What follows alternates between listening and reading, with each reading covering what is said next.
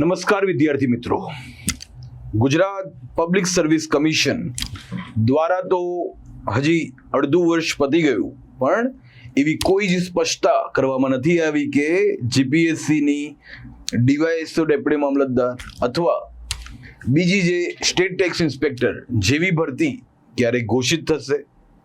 GPSC class 1-2 ની prelims એમણે કીધું હતું એ રીતે ખૂબ સારી રીતે એમણે 7 જૂને લઈ લીધી છે અને ઘણા બધા વિદ્યાર્થીઓ એની મેઇન્સ છે એની પણ તૈયારી શરૂ કરી ચૂક્યા છે. આપણે ત્યાં અમદાવાદ અને ગાંધીનગરમાં જે પણ વિદ્યાર્થીને હજી પણ મેઇન્સ બાકી હોય એ તાત્કાલિક આવીને જોડાઈ જાય. અમદાવાદમાં મોર્નિંગમાં, ગાંધીનગરમાં ઇવનિંગમાં જીપીએસસી ક્લાસ 1-2 ની મેઇન્સની બેચ છે ચાલી જ રહી છે. પણ ગૌણ સેવા પસંદગી મંડળ દ્વારા કમ્બાઇન્ડ કોમ્પિટિટિવ એક્ઝામ જે હજી સુધી એક વખત ખાલી એમણે લીધી છે, એસીસી ની પરીક્ષા છે એ બે ઘોષિત કરી નાખી. એક તો જે ઘોષિત કરી હતી એની ડેટ્સ આપી દીધી અને બીજી એના પછી પણ એ ક્યારે લેવાના છે એ પણ ઘોષિત કરીને એક આખું બીજું પણ કેલેન્ડર આવ્યું છે. તો જેને પણ જે લાગુ પડતી હોય એ પરીક્ષાનું કેલેન્ડરમાં જોઈને એનું ફોર્મ ભરી નાખે. પણ જે મેઇન છે કમ્બાઇન્ડ કોમ્પિટિટિવ એક્ઝામ એની આપણે થોડી ચર્ચા કરી નાખીએ કે સૌથી પહેલા તો 25-26 ના વર્ષની સીસી 1 ગણાશે. ઓકે, આ વર્ષ માટે જીએડી સામાન્ય વહીવટ વિભાગ જનરલ એડમિનિસ્ટ્રેશન ડિપાર્ટમેન્ટ એમણે જે 22/1/2026 મુજબનો સર્ક્યુલર બહાર પાડ્યો હતો એને ધ્યાનમાં રાખવાનું છે. નોટિફિકેશન અધિસૂચનાને ધ્યાનમાં રાખવાની છે. વેકન્સી છે એ પણ બધાને ખ્યાલ હોવો જોઈએ કે 7338 એટલે કે ખૂબ મોટી વેકન્સી છે. પ્રિલિમ્સ સપ્ટેમ્બર 2026 માં લેવામાં આવશે. બધાને ખ્યાલ જ છે કે પ્રિલિમ્સ તો કોની નીકળવાની છે જેનું મેથ્સ અને રીઝનિંગ સારું હોય, ગુજરાતી ઇંગ્લિશ ગ્રામર સારું હોય, જીકે અથવા તો કરંટ અફેર્સનો બહુ નાનો રોલ છે પ્રિલિમ્સની અંદર. તો આપણે સ્ટ્રેટેજીનો પણ ભવિષ્યમાં વિડીયો કરીશું, પણ એની જે ગ્રુપ એની મેઇન્સ છે જે ડિસ્ક્રિપ્ટિવ છે, વર્ણનાત્મક છે,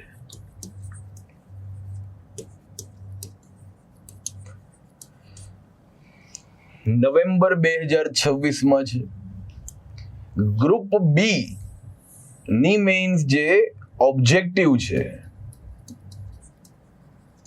ઓકે, એમસીક્યુ બેઝ છે, એની મેઇન્સ જાન્યુઆરી 27 માં લેવામાં આવશે. અને જે પોસ્ટ છે એ આ પ્રકારની રહેશે. કેડર વાઇઝ આપણે બ્રેકઅપ આપ્યું છે. હેડ ક્લાર્ક 324 ની ભરતી, ઓફિસ સુપ્રિન્ટેન્ડન્ટ 14 લોકોની ભરતી, ત્યારબાદ senior clerk 795, social welfare inspector 140, revenue clerk બરાબર છે જે આગળ જતા ડેપ્યુટી મામલતદાર બને અને એના પછી લગભગ મામલતદારમાં રિટાયર્ડ થાય. અમારી નીચે ઘણા બધા રેવન્યુ ક્લાર્ક વગેરે કામ કરતા હતા, તો એની પણ 1600 જગ્યા છે, ખૂબ મોટી જગ્યા કહેવાય. જુનિયર ક્લાર્ક સૌથી વધારે 4396 જગ્યાઓ. આસિસ્ટન્ટ મેનેજર 1 છે, જુનિયર આસિસ્ટન્ટ 4 છે, સિનિયર આસિસ્ટન્ટ 4 છે, ડેપો મેનેજર 42 છે અને આસિસ્ટન્ટ સુપ્રિન્ટેન્ડન્ટની 18 છે. તો સપ્ટેમ્બરમાં પ્રિલિમ્સ, ગ્રુપ એ મેઇન્સ નવેમ્બર, ગ્રુપ બી જાન્યુઆરી. અને એની સાથે જ કેલેન્ડરની અંદર તમે જુઓ તો બીજી સીસી પણ ઘોષિત કરી નાખી અને આ બંને વચ્ચેનો જે મહિનો છે ડિસેમ્બર 2026 એમાં એની પ્રિલિમ લેવામાં આવશે.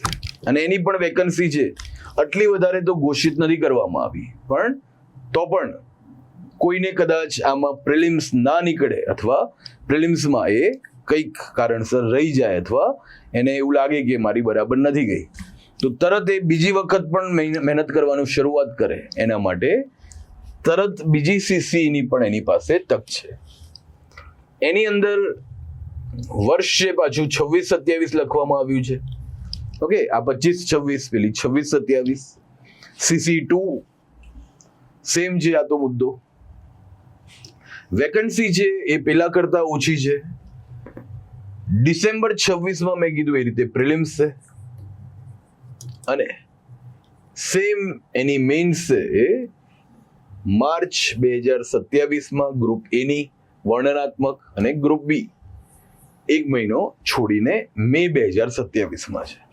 તો આમ તો ગણી શકાય કે આજથી લઈને 1 વર્ષ સુધીનો આખું ટાઈમ ટેબલ આપી દીધું છે, જેની અંદર 2 સીસી કોઈ વ્યક્તિ છે એને આપવા મળવાની છે અને બધું થઈને તમે ગણ્યો તો કેટલી વેકન્સી થશે? 7,338 અને બીજી 2500, 10,000 જેટલી વેકન્સી ગણાય. બરાબર છે. તો જે પણ ફિલ્ડમાં છે, જેને જોબ સિક્યોરિટીની જરૂર છે, ભલે યુપીએસસી કરી રહ્યો છે, જીપીએસસી ક્લાસ 1-2 વ્યક્તિ કરી રહ્યો છે, પણ એને એવું છે કે કોઈ જોબ પણ મળી જાય, એના માટે આ ખૂબ મોટી કહેવાશે તક ગણી જ શકાશે. ઘણા બધા વિદ્યાર્થીઓ તો જેનો જીપીએસસી ક્લાસ 1-2 ઓકે કોઈના માર્ક્સ ના થતા હોય અથવા કોઈ નવો હોય એને ધ્યાનમાં રાખવા જેવી બાબત હું જણાવું છું કે ઘણા બધાના જીપીએસસી ક્લાસ 1-2 કટ ઓફ થી 10-10, 15-15 માર્ક આપણે જે પ્રેડિક્શન કર્યું હતું એનાથી ઉપર છે. એવા વિદ્યાર્થીઓને પણ સીસી દ્વારા જોબ સિક્યોરિટી મેળવવી છે. તો કોઈ વિદ્યાર્થી અગર નવો હોય એને તો ધ્યાનમાં રાખવાનું છે કે એના માટે એને બહુ જ વધારે હાર્ડવર્ક કરવું છે. એ ફરજિયાત રહેશે તો જ એનું સિલેક્શન થશે.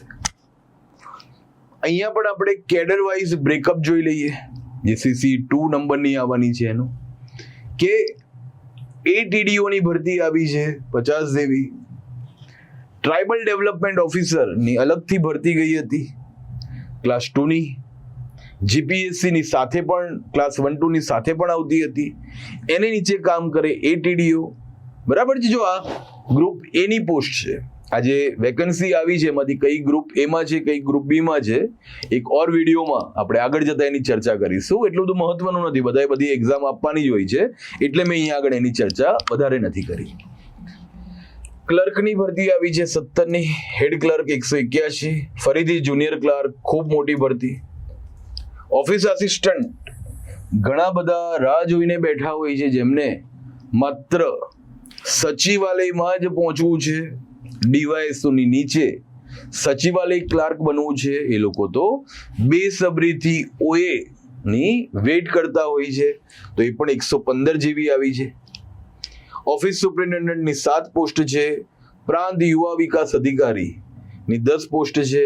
સિનિયર ક્લાર્કની પણ બહુ મોટી વેકન્સી આવી છે 214 ની. ઓકે, જુનિયર ક્લાર્કની સૌથી મોટી, પછી સિનિયર ક્લાર્ક ની વેકન્સી આવી છે.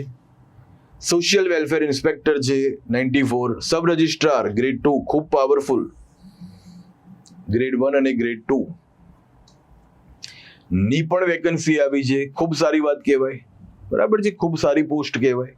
આખા પેલામાં સૌથી સારી પોસ્ટ કહેવાય સબ રજિસ્ટ્રાર ગ્રેડ 1 અને એના પછી ગ્રેડ 2. અને આસિસ્ટન્ટ ગવર્મેન્ટ લેબર ઓફિસરની પણ ભરતી આવી છે. તો આમ જે લોકો સારી પોસ્ટ ઉપર પહોંચવા માંગે છે એમના માટે પેલી જે સીસી જે છે સપ્ટેમ્બર 2026 ની પ્રિલિમ્સમાં એવી પોસ્ટ નથી, પણ આ જે સીસી છે જે ડિસેમ્બર 26 પ્રિલિમ્સ આવવાની છે એની અંદર એવી પણ પોસ્ટ છે કે જેની અંદર ઘણા બધા વ્યક્તિઓને પહોંચવું છે. તો એમના માટે પણ આ ખૂબ મહત્વની ઓપોર્ચ્યુનિટી છે.